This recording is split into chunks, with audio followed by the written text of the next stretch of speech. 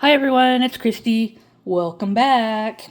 I wanted to show you my brand new Bible. I had the unboxing video earlier, and now I want to show you how to break in a brand new Bible. This is something you're going to want to do with any large book, especially a book that you want to last a really long time so that the binding doesn't break on you. And then you'll have pages start falling out or chunks of pages falling out. So the proper way to break in a Bible is to open the cover and just run your hands down there. Just kind of help train it a little bit. Apply a little bit of pressure just to kind of help it lay open flat. And do the same thing to the back. Because, when you first get it, it's kind of really stiff. So you're just going to start training it a little bit. Just to apply a little bit of pressure. Just to help it get the idea of, okay, this is going to be normal for me to be open this way. And then you're going to probably just, if you have another thick page, just do the same thing. However many, sometimes Bibles will have multiple thicker pages at the front and back, whether it's Bible maps or whatever. So once you're down to the regular pages, you don't have to do one page at a time. You can just grab a little chunk of, 10 pages or whatever it is, whatever feels normal. And you're going to just do the same thing, and you're going to alternate front and back. Okay? Just run your finger along it. You don't have to apply too much pressure once you get to the normal pages.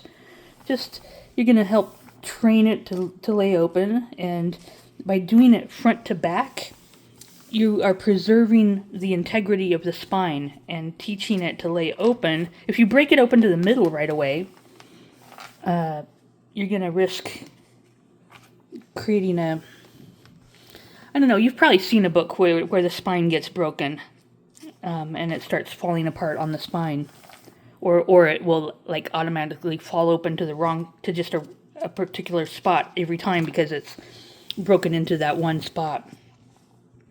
So this is a way to kind of just relieve the stress on the spine and train it to open up. I kind of maybe took a little bit too big a chunk there. I was getting a little bit overambitious.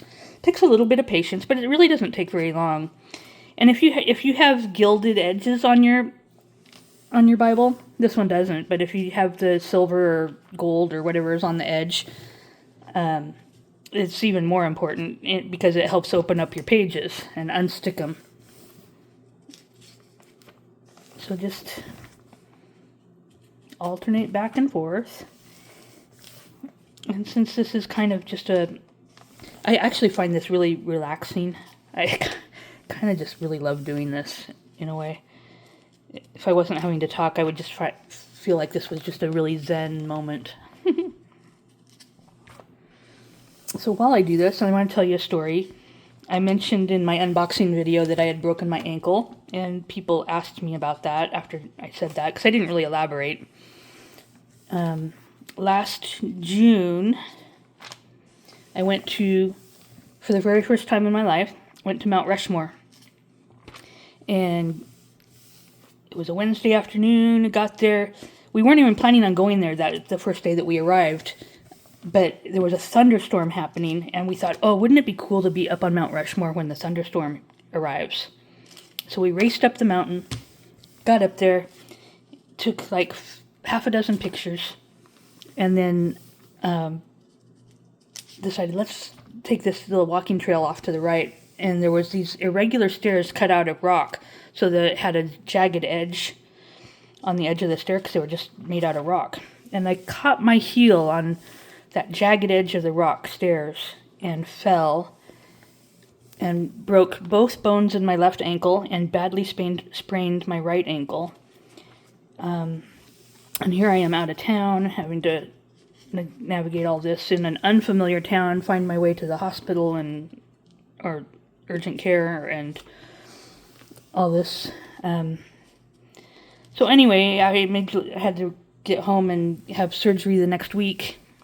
And then because they implant metal pieces.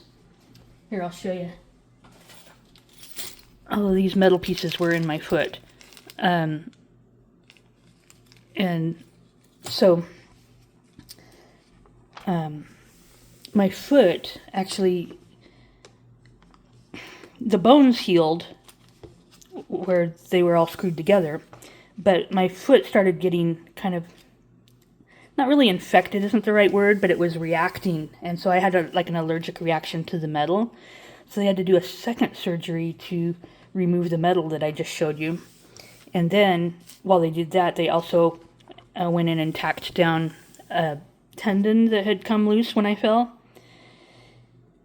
And so the second surgery was January of this year. And so I'm just now getting back to normal functioning. Still a little bit uncertain. I might have to have a third surgery on my right foot because it also has a tendon that probably needs to be tacked down again. I'm trying to decide whether to live with it as it is or whether it's worth having the surgery. So I'm not sure. I'm kind of enjoying the fact that I'm back on my feet again and not looking forward to the idea of being immobile again for a few more months if I have another surgery. So that's where things stand right now. At least I'm back to being mostly functional. I'm still having swelling problems and that sort of thing. But yeah, I'm walking again. And I live on a second floor apartment, and so I have to be honest, I'm still kind of scared of doing the stairs. Not fully confident about going downstairs, but I think that's normal, but since I fell going down the stairs. But yeah, that's the details that's my big story of how I broke my ankle at Mount Rushmore. Oh, and so I broke my ankle and I'm laying there writhing in pain, and they went and got help. All these park rangers come, and really young, buff guys wearing their uniforms, and they put me on this chair thing and carried me back up the stairs. I have a picture of all of these young, athletic men in uniform carrying me back up the stairs. So, anyway, I've been kind of in solitary confinement for almost a year, it seems like, because I just, you spend time in a boot and you can't put any weight on it. And so I was having to use my sprained ankle, was having to carry all my weight for me to do things like go to the bathroom. And then there's several weeks of you can walk in your boot, and then you have to go to an ankle brace for several weeks, and then you're out of the ankle brace, but your ankle's still weak, so you're still having to build up your strength. Yeah, it's been loads of fun. But you know what? The good thing is, during this almost 1 year of isolation, I feel like God really used that time to help me kind of refocus on Him, reconnect, get deeper in some ways. And I developed during that time an idea for my new website, which is just launching just here at the 1st of May. And it's called Bible Dopamine. And I wanted to give people a way to engage with the Bible one chapter at a time. I'll do another video on this to explain a little bit further. I'm just giving you a preview. To engage with the Bible one chapter at a time. You read a Bible and you get a prize, which is going to be some clip art for each chapter of the Bible, so that your brain starts to associate reading the Bible with something fun. So I've been making notes so that each chapter of the Bible will all have some notes of suggested things to highlight, suggested things to write in your margin or as a tip in. And then I will actually have a download that you can print out to use as a Bible tip-in or in your journal or however you want to use it. And so that's the dopamine part, the fun part. And so the more you associate the Bible with having fun, the more you kind of get addicted to it and want to I can't wait to do the next chapter, right? Bible, dopamine, right? Dopamine is the part of your brain that makes you feel good when you do something and looks forward to doing it again so you can get that reward again. So if you're interested, you can go ahead and look at my website, BibleDopamine.com, and I'll put a link to that in the description too.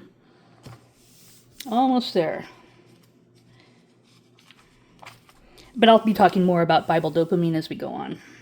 Once I get this Bible broken in, we're going to start doing our Bible dopamine type stuff. I'll go divide that down one more time. All right. Made it to something like the middle. Isaiah 14. Yeah, that's pretty close to the middle. Look at that. All right, so that is how to break in a Bible. And it takes a little bit of patience, but as you see, it only took about 10 minutes to just do that back and forth. And that will help your spine last longer and give it the idea that, okay, it's okay to start laying open now. And yeah, that's how you do it. Makes your Bible last longer. All right, thank you for watching and listening to me ramble about my personal stories. And I will see you in the next one. Goodbye. God bless you.